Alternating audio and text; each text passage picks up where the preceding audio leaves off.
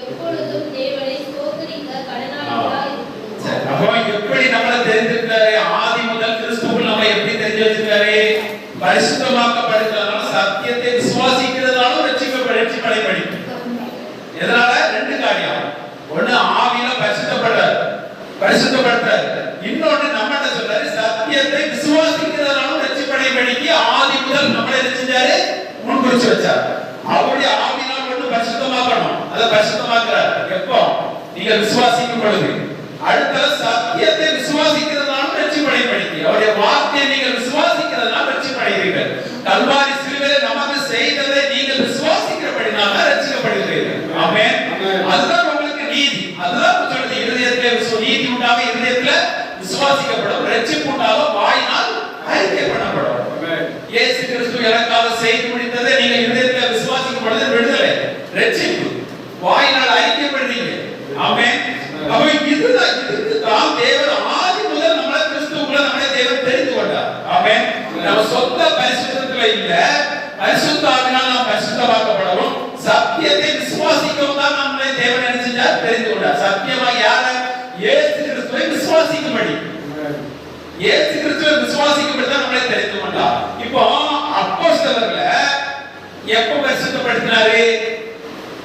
அவர்கள் நீங்க பேதுரு இதுல ஒண்ணு படிச்சுவோம். படிச்சு நம்ம போகலாம். அதனால படிங்க.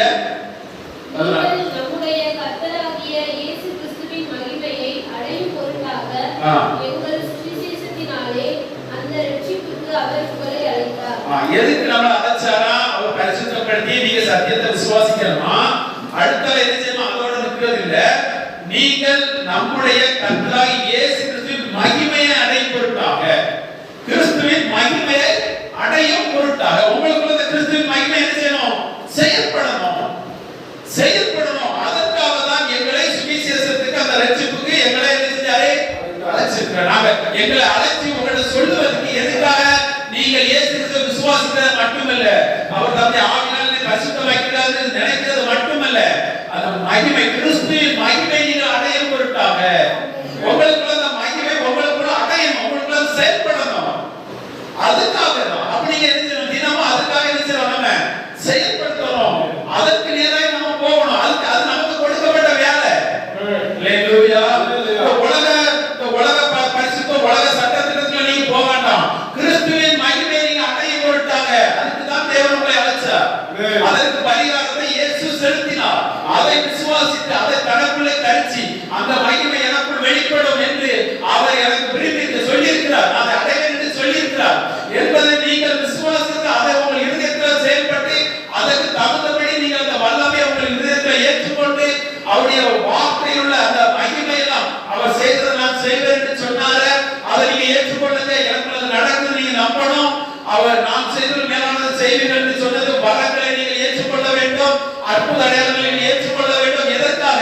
அவருடைய மகிமை உங்களுக்குள் வெளிப்படும் பொருட்டாக. இதெல்லாம் நீங்கள் கணக்குள்ள ஏற்றுக்கொள்ளணும், கணக்குள்ள தரித்துக் கொள்ளணும். அந்த வல்லமை எனக்குள்ள வெளிப்படுத்துவதை தரிக்க தான் அந்த விசுவாசம் உங்களுக்குள்ள இருக்கிறது செயல்பட ஆரம்பிக்கிறது. இது சாதாரண ஒரு நாள்ல வராது. ஏதோ ஒரு நாள் கேட்டுட்டு அப்படியே பைக் ஒரு புக்ல வச்சுட்டு அப்படியே இருந்தோம்னா அது வராது. உலகத்தையே பார்த்துக்கிட்டு உலகத்தையே நம்ம சிந்திச்சுட்டு இருந்தோம்னா இது என்ன செய்யாது? உங்களுக்குள்ள விசுவாசம் வராது. வரணும்னா நமக்கு கொடுக்கப்பட்டிருக்குது. கிறிஸ்துவின் மகிமையை அடையும் பொருட்டாக எங்களை சுவிசேஷ ஊழியத்துக்கு அவர் அழைத்தார். உங்களை பஞ்ச பரதேசி ஆக்குவதற்காக சுவிசேஷம் சொல்லப்படல. நம்ம தேவ மகிமையை நாம் அடைய வேண்டும். இந்த பூமியிலே எப்படி ஆதாம் ஒரு பிசாசினால் அந்த மகிமை இழந்து போனாலோ, இப்ப நம்ம கிறிஸ்துவின் மூலமா இழந்த மகிமை நாம் அடைய வேண்டும். அதுதான் சுவிசேஷம். ஹalleluya. ஆதாமுக்கு கொடுக்கப்பட்ட சகல அதிகாரத்தை நாம் அடைய வேண்டும். ஆதாமை பார்த்து தேவன் சொல்லியிருந்தார், இந்த மாதிரி வானத்துக்கு கீழே இருக்க எல்லாத்தையும் நீ என்ன செய்யணும்? ஆளுகை செய்யணும். நீ உன் சந்ததி இருக்கிற அந்த பூமியை பெருகணும், பெருகிற செய்தி ஆண்டுகொள் என்று சொன்னார். ஆனால் பிசாசுக்கு அவன் கொடுத்தபடினால் அடிமையாக்கப்பட்டான். இயேசு கிறிஸ்து அதெல்லாம் அவர் சுமந்து நம்மளை மறுபடியும் சொல்றாரு, கிறிஸ்துவின் மகிமையை நீ அடையணும். நீ இறந்து போனத மறுபடியும் நீ பெற்றுக் கொள்ளணும் என்று அவர் விரும்புகிறார். ஹalleluya. அந்த விருப்பத்துக்கு தான் நம்மளை விளக்கறி கொடுத்து நம்முடைய ரத்தத்தை நம்மளை விளக்கறி கொடுத்து வச்சிருக்கார். இப்போ நீங்க எதுவுமே உங்க சொந்த காரியங்களை நினைப்பதற்கு நீ நீங்கள் உங்களுக்குரியவர்கள் அல்ல. அவர்கள் நீங்க என்னைக்கு இயேசு கிறிஸ்துவை ஏற்றீங்களோ அன்னைக்கே சிலுவையில் அவரோடு கூட மரித்து விட்டீர்கள். இப்ப நீங்கள் அல்ல, கிறிஸ்து உங்களுக்குள் செயல்படுகிறார் என்கிற உணர்வு உங்களுக்குள் வருவதாக. ஆமென். அந்த மனக்கண்கள், அதுதான் பவுல் சொல்லுகிறார், உங்கள் மனக்கண்கள் திறக்கப்படட்டும், உங்கள் மனங்கள் புதிதாக்கப்படட்டும். கிறிஸ்துவை உயிரோடு எழுப்பினவர் அவரோடு கூட நம்மளை எழுப்பியிருக்கிறார். அவரை கொண்டு செய்தவர் நம்மளை கொண்டு செய்வார் என்ற விசுவாசம் இவர்களுக்குள்ள பெருக வேண்டும் என்று நான் விரும்புகிறேன் என்று சொல்றார் பவுல். ஆமென். அதைத்தான் தேவன் விரும்புகிறார். நான் ரட்சிக்கப்பட்டேன், இயேசுவை ஏற்றுக்கொண்டேன், சரி போதும், வாழ்ந்தமா போனமா அப்படிங்கிறது இல்லை. அது உலகத்தினால நினைச்சிட்டு இருப்பான், அது மனுஷனுக்குரிய பக்தி உள்ளவன் நினைச்சிட்டு இருப்பான். மறுபடி பிறந்தவராகிய நாம் கிறிஸ்துவின் மகிமை அடைய வேண்டும். கிறிஸ்து இந்த பூமியில எப்படி தம்முடைய மகிமையை விளங்க பண்ணினாரோ, பிதாவின் மகிமை விளங்க பண்ணினாரோ, அதே ஆவியை நமக்கு தந்திருக்கிறார். அதே அதிகாரத்தை நீங்க செய்கிறது அவரே சொல்லியிருக்கிறார். அதை உங்கள் இருதயத்தில் ஏற்றுக்கொண்டு அனுதினமும் இதற்குள் வாழுங்க. இதை சிந்திங்க, இது எனக்கு நடக்கும், இது எனக்கு வெளிப்படும். அதை சிந்திங்க, செயல்பட ஆரம்பிங்க. அல்லேலூயா, ஆமென். இதை நினைக்கும் பொழுது பிசாசு உங்களை விட்டு ஓடி போகலாம். இதை நினைக்காம நீங்க உலகத்தை நினைச்சிட்டு இருக்கீங்களா, பிசாசு இந்த கேட்ட வார்த்தையை எடுத்துவான். அதனாலதான் தேவன் இந்த வழி அறிக்கையெல்லாம் சொல்றார். உலகத்தையே நினைச்சிட்டு இந்த வார்த்தை உங்களுக்குள்ள இருதயத்துல இருக்காது. அப்ப இரவு பகலும் நாம் இப்படி படுத்தாலும் இருந்தாலும் எழுதினாலும் இதை உங்கள் சிந்தையில தரித்துக் கொள்ளுங்க. இப்படிதான் இருக்கேன், நான் இப்படி இருக்கேன், கிறிஸ்துவின் சரீரம், கிறிஸ்துவின் கண்ணு, கிறிஸ்துவின் மூக்கு, கிறிஸ்துவின் கை, நான் இந்த கிறிஸ்து எனக்குள்ள அவரே எனக்கு எல்லாவற்றிலும் எல்லாருமா இருக்காரு. சொல்லுங்க, வாய் வலிக்கு சொல்லுங்க, தப்பே கிடையாது. அல்லேலூயா. ஒரு சண்டை போட்ட ஆசிரம் மணிக்கணக்கா பேசிட்டு இருக்கான், ஒரு பிரயோஜனம் கிடையாது. ஜீவ வார்த்தைகளை வாய் வலிக்க சொல்லுங்க, வாய் வலிக்க சொல்லுங்க. இரவும் அதை சிந்திங்க, தியானிங்க. உங்க பலம் உண்டாகும். உன்னத பலத்துல நீங்க கடிக்கப்பட்டவங்களா இருப்பீங்க. ஆமென். அப்ப நம்ம எதுக்கு நம்ம அந்த உணர்வு நமக்கு ரொம்ப முக்கியமா இருக்குது. ஆமென். சரி, அப்போ நம்ம பரிசுத்தத்தை பத்தி கேட்கிறோம். ஆவினால் பரிசுத்தமாக்கப்பட்டிருக்கோம். அதே போல 1 பேதுரு 1:2 என்னதான் சொல்லுது? பரிசுத்த ஆவினால் நாம் என்ன செஞ்சிருக்கோம்? புதிதாக்கப்பட்டிருக்கிறோம். அதை லைட்டா படிச்சுட்டு நம்ம போகலாம். 1 பேதுருல 2ஆம் வசனத்தை படிக்கிற பாருங்க. பிதாவாகிய தேவனுடைய முன்னறிவின்படியும் பரிசுத்த ஆவியானவரின் பரிசுத்தமாக்குதலினாலும், பரிசுத்தமாக்குதலினாலே, அல்லேலூயா.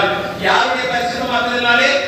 ஆவியானவரின் பரிசுத்தமாக்குதலினாலே கீழ்ப்படிதலுக்கும் இயேசு கிறிஸ்துவினுடைய இரத்தம் தெளிக்கப்பட்டதற்கும் தெரிந்து கொள்ளப்பட்டவர்களுக்கு. ஆமென். அப்போ இவங்க நம்மெல்லாம் யாரு? பரிசுத்த ஆவியினால் பரிசுத்தமாக்கப்பட்டவர்கள்.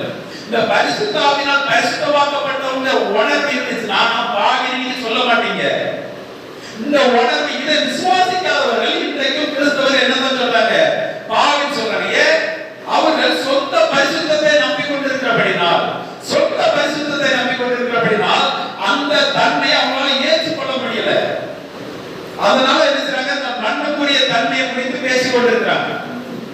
அது மறுபடியும் பிறந்தவர்களாய் உங்களை பரிசுத்த ஆவியானவர் அவங்களை பரிசுத்தப்படுத்தினார், நீங்க பரிசுத்தமாகல. ஆமென். அவர் ஒரே பலியினால் எதிர்க்கு நம்மளை பூர்ணப்படுத்தினார். இப்போ அந்த பரிசுத்தம் உங்களுக்கு அவங்கள ஆவி மனிதர்கள் நம்முடைய ஆவினால் பரிசுத்தமாக்கி இருக்கிறார். இத சரீரத்துல கொண்டு வருவது நம்மளுடைய வேலை. அல்லேலூயா. ஆவி மனிதர்கள் உங்களை எல்லாம் பூர்ணமா படுத்தி இருக்கிறது அவருடைய வேலை. அவர் செஞ்சிட்டார். இந்த உலகத்துல இருக்கீங்க, சரீரத்துல செயல்பட்டு இருக்கீங்க. இந்த சரீரத்துல நீங்க இருக்கிற வரைக்கும் அந்த உங்க சரீரத்துல செயல்படணும்னா நீங்க கனெக்ஷன் ஒண்ணா இருக்கணும். உங்க ஆவி மனிதனோடு உங்க ஆத்மா இணைந்து இருக்கணும்.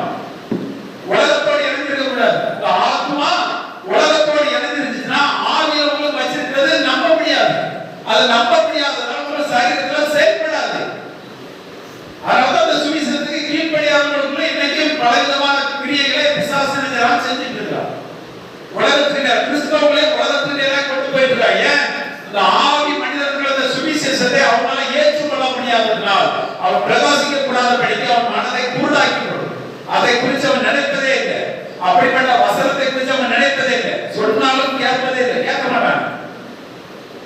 அதனாலதான் பேதுரு அவர்கள் தான் சுத்திகரிக்கப்பட்டதை மறந்து கண் சொருகி போட குருடனா இருப்பான் அப்படி சொல்லு. பாருங்க, அப்போஸ்தலர்